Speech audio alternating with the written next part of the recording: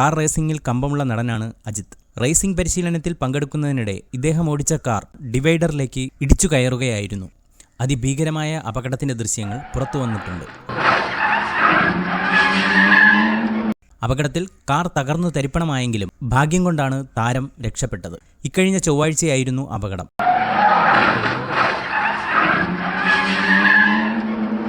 തകർന്ന കാറിനുള്ളിൽ നിന്നും ഇറങ്ങുന്ന അജിത് കുമാറിനെയും ദൃശ്യങ്ങളിൽ കാണാം. ദുബായ് 24H റേസിംഗ് മത്സരത്തിനു വേണ്ടി പരിശീലനം നടത്തുകയായിരുന്നു അദ്ദേഹം. ഈ വരുന്ന 11-നാണ് മത്സരങ്ങൾ തുടങ്ങുന്നത്. അജിത് കുമാർ മുമ്പും ഇത്തരം അപകടങ്ങളിൽ പെട്ടിട്ടുണ്ട്.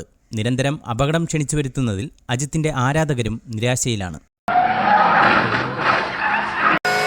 ഈ വാർത്ത ഇഷ്ടമായാൽ ലൈക്ക് ചെയ്യൂ, ഷെയർ ചെയ്യൂ. നിങ്ങളുടെ അഭിപ്രായം കമന്റായി രേഖപ്പെടുത്തൂ. സബ്സ്ക്രൈബ് ചെയ്യൂ.